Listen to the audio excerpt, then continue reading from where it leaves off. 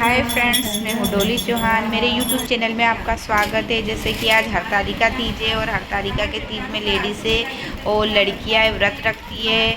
वैसे व्रत करती है लड़कियाँ अपने अच्छे जीवन साथी के लिए व्रत रखती है और लेडीज़ें अपने जीवन साथी की सुख शांति के लिए व्रत रखती है। तो आप देख ही सकते हो कि मेरा आज व्रत है और मेरी पूजा हो रही है। ये पूजा शिव जी की होती है। इसमें सबसे पहले बालू रेत के शिवलिंग बनाए जाते हैं और उसकी पूजा अर्चना होती है।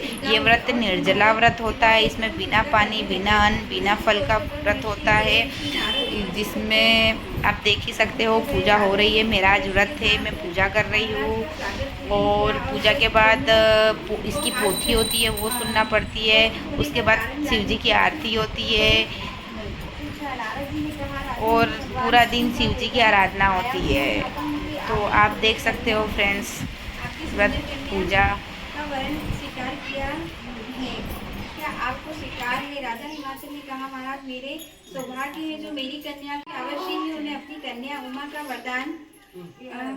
वरदान करूंगा। सुनिश्चित हो जाने पर नारद जी वैकुंठ पहुंच गए। श्री विष्णु भगवान ने पार्वती जी के विवाह का पुनः सुनाया। इधर महाराज हिमाचल ने वन में पहुंचकर पार्वती जी को भगवान विष्णु के विवाह होने का निश्चय हो चुका सुनाया। ऐसा सुनते ही पार्वती जी को महान दुख हुआ।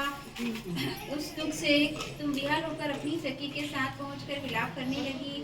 तो तुम्हारा विलाप देख सखी ने तुम्हारी इच्छा जानकर कहा, देवी मैं तुम्हें ऐसी गुहा में से मेरा सिंहासन नहीं उठा तो मैंने तुम्हें दर्शन दिए और तुमसे कहा, देवी मैं तुम्हारे व्रत और पूजन से अति प्रसन्न हूँ।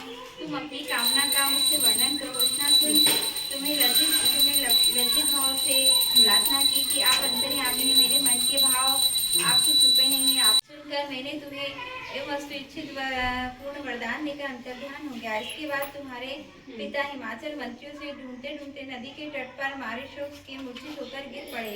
उसी समय तुम वहाँ सहेली की मेरी बालू का मूर्ति विसर्जन करने हेतु नदी तट पर पहुंची। उसी समय तुम्हारे नगर निवासी मंत्रीगण हिमालय के तुम्हारे दर्शन और अति प्रसन्नता को प्राप्त हुए और निकट कर रोने लगे और बोले, उमा तुम इस भयंकर वन में कैसी चली आई? मनुष्य के प्राण संकट में हो सकते हैं। इससे ही मेरी पुत्री इस भयंकर वन को त्याग के अपने घर को प्रस्थान करो। पिता के ऐसे ये कहने पर तुमने कहा, पिताजी मेरा विवाह तुमने भगवान विष्णु के साथ स्वीकार किया है। इसी वन में रहकर अपने प्राण विसर्जन करूंगी। ऐसे सुनकर महाराज हिमाचल अति दुखी हुए और बोले, प्यारी पुत्री तुम शोक न करो, मैं तुम्हारा विवाह कदापि भगवान विष्णु के साथ न करूंगा। तुम्हारा अभिष्ट वर जो तुम्हें प्राप्त हो उन्हीं सही पुत्री हो, अति प्रसन्न हो। तब वह सहेली के साथ नगर में उपस्थित होकर अपनी माता सहेलियों से मिलती भाई। कुछ समय बाद शुभ मुहूर्त में तुम्हारा विवाह वेद विधि के साथ महाराज हिमाचल ने महारानी मीना ने मेरे साथ कर पुण्य अर्जन किया।